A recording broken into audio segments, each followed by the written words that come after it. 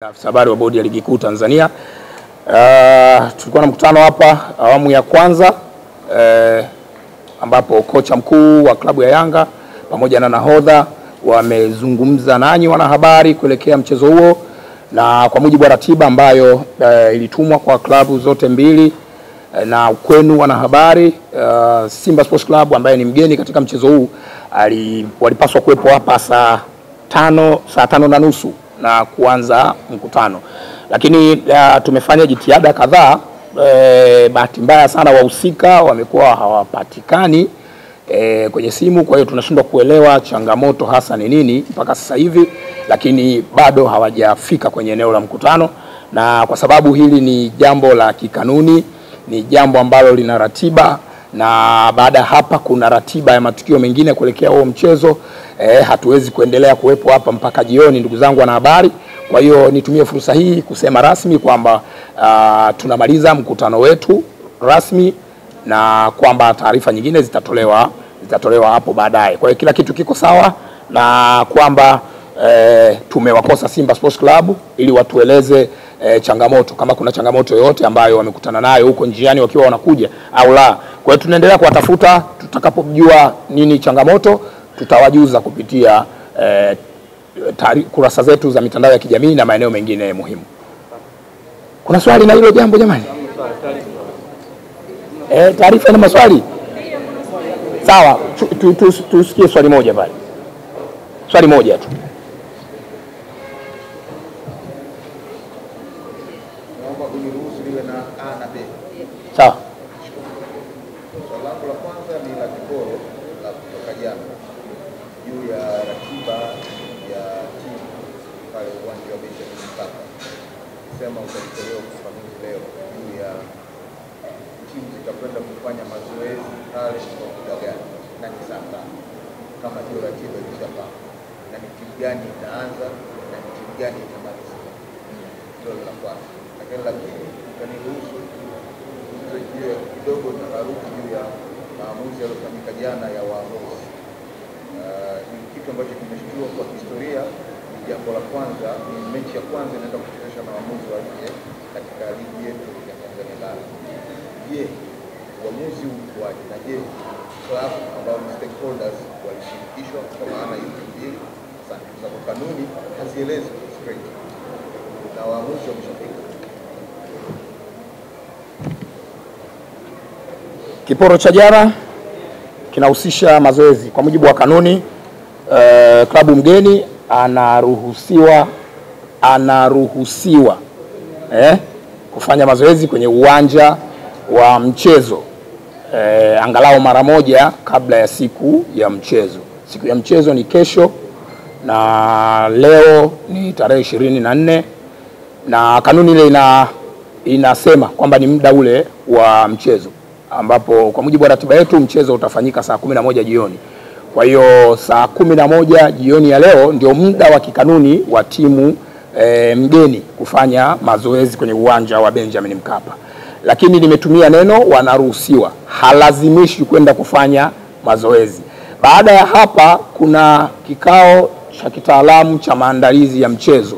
Kwenye kile kikao timu zote mbili zinakuwepo, na inawezekana uamuzi wa wao kwenda kufanya mazoezi au kutokwenda unaweza ukawa communicated huko. Kwa hiyo kwa sasa hivi hapa ninachoweza kusema ama kuwajuza wanahabari kwamba tuvute subira, confirmation yote ikishafanyika basi tutashare kupitia kurasa zetu, na nitawaalika wanahabari kwa ajili ya kufanya coverage kwenye dakika 15 za mwanzo za mazoezi ya timu mgeni.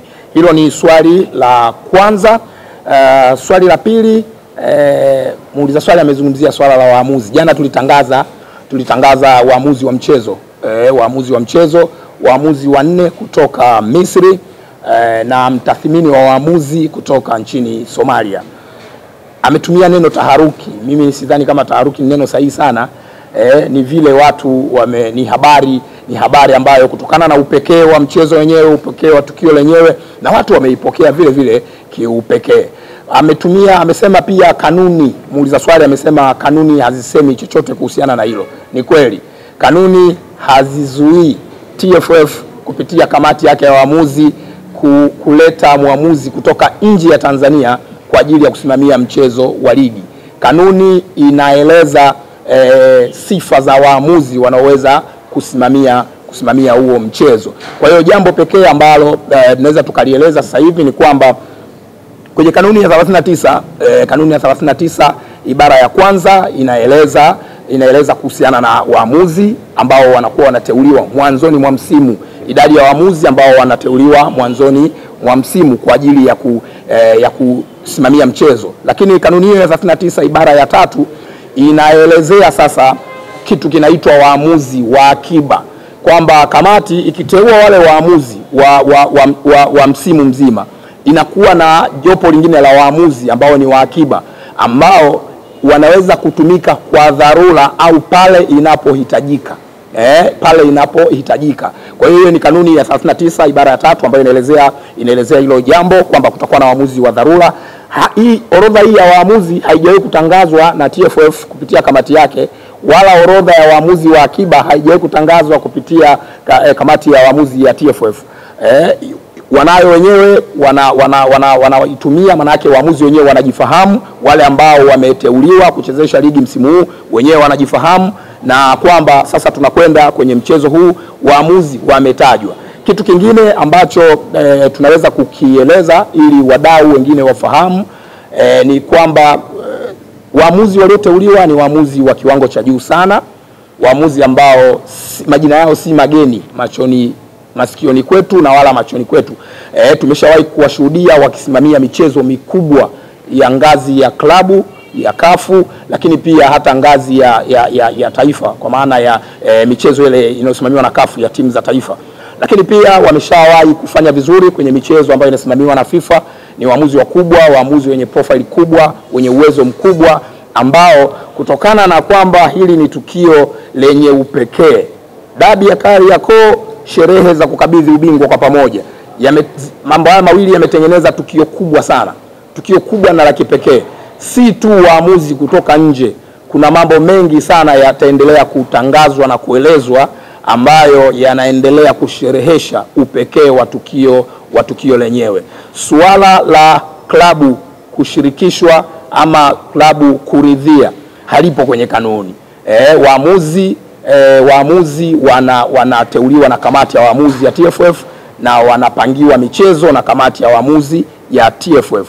Kanuni ya 39 ibara ya 8 kama sio 9, siko sure sana hapo, inaeleza sasa kwamba kama klabu haijaridhia maamuzi ama haijaridhishwa na maamuzi, maana yake baada ya mchezo ina siku 3 za kutoa malalamiko yao. Kwa hiyo hakuna sehemu inayotoa nafasi kwa klabu, kiongozi au yote kuzungumzia muamuzi kabla. Kanuni hiyo ya 39 ibara ya 8 kama sio ya 9, siko sure sana, inaelezea pia sasa kwamba kiongozi, mchezaji, kocha au mtu mwingine yote haruhusiwi kumkataa muamuzi aliyepangwa na kamati ya waamuzi ya shirikisho la mpira wa miguu Tanzania. Haruhusiwi kumkataa, lakini pia haruhusiwi kumjadili wala kumshutumu kupitia vyombo vya habari. Hiyo ni kanuni ya 39 inayoelezea kuhusu waamuzi. Asanteni sana, na kufikia hapo tumefikia mwisho wa mkutano wetu, na tuwatakie kazi njema, tuwatakie maandalizi mema kuelekea dabi ya Kariakoo hapo kesho majira ya saa 11 jioni.